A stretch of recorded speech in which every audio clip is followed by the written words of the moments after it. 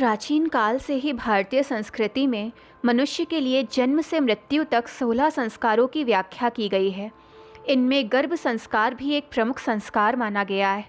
चिकित्सा विज्ञान ये स्वीकार कर चुका है कि गर्भस्थ शिशु किसी चैतन्य जीव की तरह व्यवहार करता है। वो सुनता है और ग्रहण भी करता है।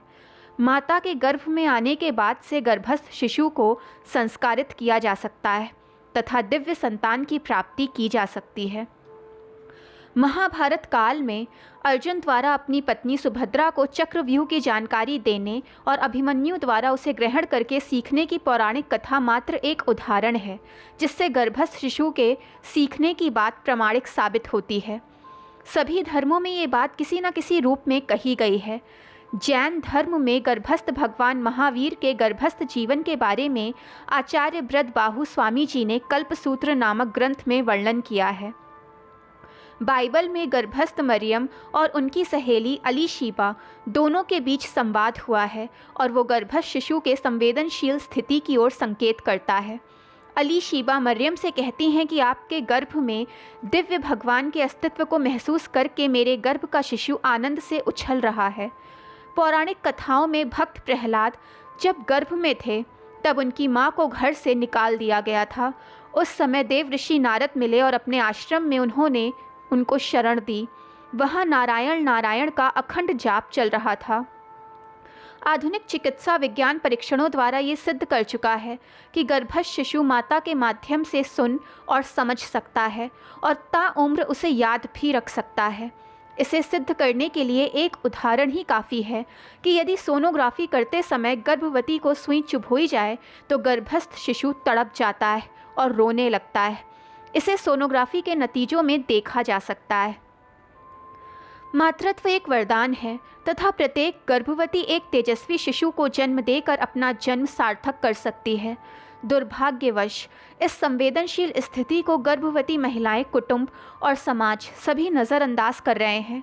गर्भ में पल रहे शिशु के मस्तिष्क का विकास गर्भवती की भावनाएं, विचार, आहार और वातावरण पर ही निर्भर करता है।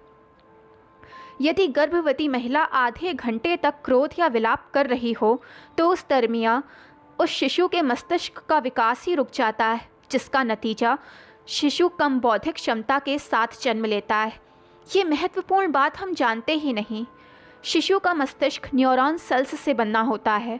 यदि मस्तिष्क में न्यूरॉन सेल्स की मात्रा अधिक है तो स्वाभाविक रूप से शिशु के बौद्धिक कार्यकलाप अन्य शिशुओं की अपेक्षा बेहतर होते हैं।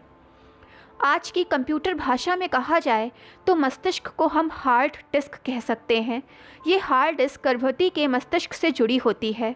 फलस्वरूप गर्भवती के विचार, भावनाएं, जीवन की ओर देखने का दृष्टिकोण, तर्क आदि गर्भस्थ शिशु के मस्तिष्क में संग्रहित होता जाता है। जब वो इस जगत में आता है तो अपना एक अनूठा व्यक्तित्व लेकर आता है।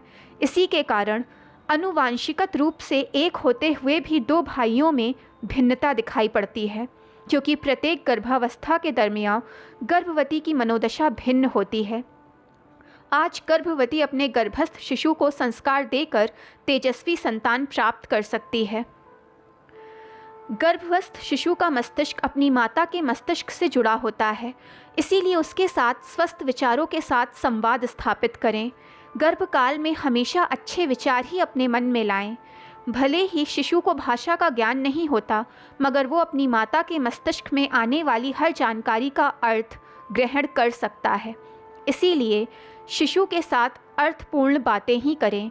गर्भ के दौरान आदर्श संतुलित आहार ग्रहण करें ताकि उसके मस्तिष्क का अच्छा विकास हो पाए, उसके मस्तिष्क में ज़्यादा जानकारियाँ इकट्ठी हो सकें, स्मरण शक्ति तीक्ष्ण हो सके तथा निर्णय लेने में वो बच्चा सक्षम हो। गर्भ संस्कार सही अर्थों में गर्भस्थ शिशु के साथ माता का स्वस्थ संवाद ही है। दोस्तों, वीडियो पसंद आए तो चैनल को लाइक, सब्सक्राइब एंड शेयर करें ताकि चैनल की नोटिफिकेशंस आपको मिलती रहें।